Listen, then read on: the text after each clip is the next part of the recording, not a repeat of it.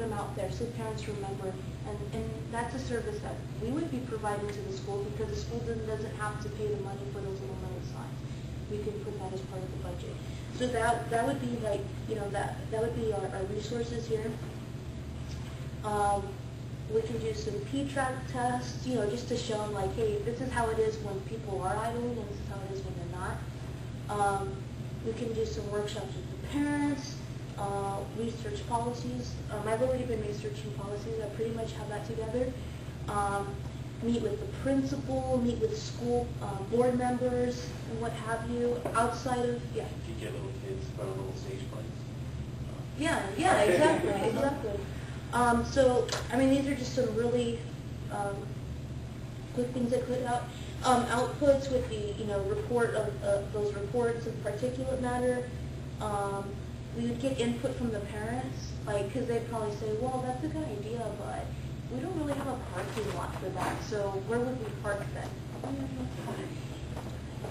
And so we could get input from parents so that we could specialize an implementation plan for the schools. Draft the local policy. We'll meet with the principal. We want to get buy-in from the administrative staff. And then they can also help with putting us on the school board agenda. And then meet with board members, get on the agenda, do a presentation with them. Short term, get the parents to write letters of support and give testimony. Also have a policy that can that we can implement in other schools, like a draft policy.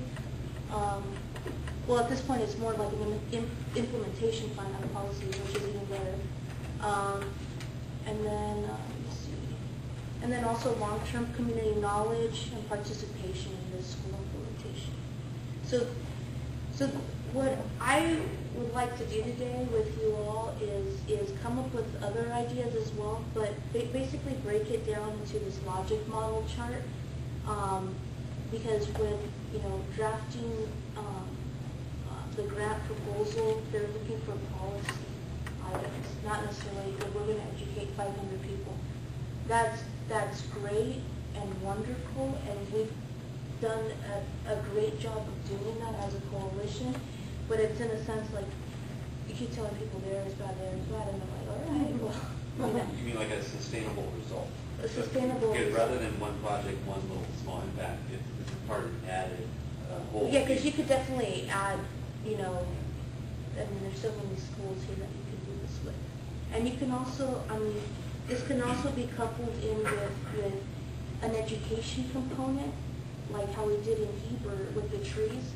That could be our foot or our way in the door. Say, what we have, we'll work with you. We'll get sponsors to donate the trees. We'll do a little workshop with your kids. Learn all these great things, and then it's like, okay, you're giving our school something. You're not just coming in and telling us what to do, but you're also saying this is what we can give to you as well. So it could be coupled with an education component as well. Very good. So based off of this, a grant proposal was submitted to California Reading, and we're still waiting to hear back, right? Yeah. So, our grant writer's on vacation, and she knows the result. I mean, it's sitting in her email, but we can't get it to her email. Yeah. So this was actually submitted as a proposal to them, California Reading, and so so I only wrote a few points here, but the actual logic model that was submitted to them was 5 pages typed because it was in more detail, but I just wanted to write a few points just to give you all a general idea as to what we can do here today as a group. Another thing as well, what I've seen as well in doing research for anti-idling policies, cities are adopting anti-idling policies. So, maybe looking at trying to do this in one city, and maybe a smaller city would be easier to implement. Maybe a city that's more progressive in the types of things they pass. And so I don't know what city. Well, I have an idea of what city would probably be most willing to do it, is probably Imperial, but I'm not sure because maybe the Walmart situation might be a little bit difficult, because I don't know if that falls into Imperial's jurisdiction. But I don't know, do you have an idea as to, I mean, do you think this is a good idea for, like, say, one city? I was going to mention also Imperial, because they're always open to people who are near license behind there. So, Yeah, and Belinda and myself, and I forget his name, yesterday we were watching Growers Association, they were showing air models of where bad air is collecting, and it seems like in general, there's a space between Raleigh and Imperial, but maybe like over the population center of Raleigh and Imperial, that the air kind of coagulates. So you can imagine that there's a lot of bad air quality that's going to be in that area. So over at Imperial as well. Also Imperial, but yeah, Imperial sounds like a good idea to start. To start off, I mean, like ideally for me, I'd say Calexico, because you have a lot of cars idling there. I see it all the time in the parking lot. But that's going to be a huge thing to undertake. So, I mean, for the first time, I would say maybe look at a smaller city that might be a little bit more of a, I don't know, which one is it? Help me a little more, what would the policy say? I have a copy of the policy, and I'll email it to you.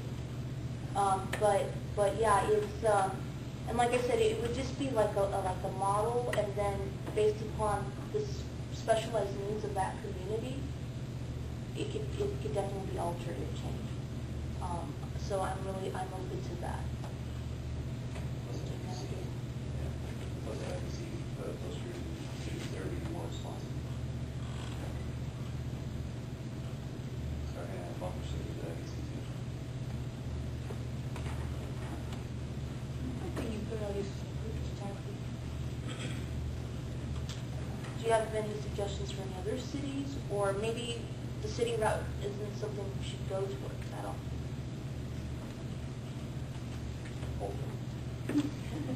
And Holtville, because it's a bit more isolated, it seems, as a community. So people in Holtville tend to stay more in Holtville. So if you want to have more of an impact on a closed community, or a community that's more internal, it feels itself more, itself less people traveling outside of that. So Holtville could be where to start. Westmoreland? There's a lot of transit, people going in and out. So Yeah, that's true. Like if you have it at gas stations or something like that. And they shouldn't be idling there anyway. But the school bus or the anti-idling car policy, that only applies to like school zones, right, for the cars? Okay. Okay, great, thank you. So I don't know if that would be something that, another thing as well, with the same idea, but focusing in on the city, the champion that. So, and the reason why I was thinking about this is because in the emissions inventory, passenger cars are like part of the top 25 pollutants here in Crow County. And probably the majority of it, though, is probably from cars idling at the border. But, that is one of the top 25 pollutants here in Crow County. And so if we go to these sensitive sites, where there's kids reading it, make more of an immediate impact there. Just triggered a thought in my mind. Chief Jar in Clexico was talking about how there's a lack of parks in Clexico, and that's leading to child delinquency increasing for the summertime.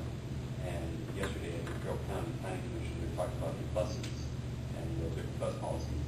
I planted to see an idea that there'd be some new policies, something where you get kids on buses in Clexico taken to other parts of Carroll Valley. I just wanted to throw that out there. Give you guys ideas about where to go with that.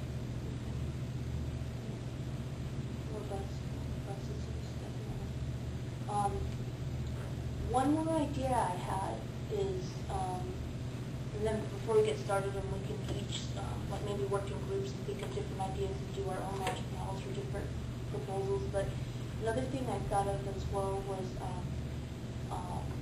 what the Port of LA and the Port of Long Beach are currently doing.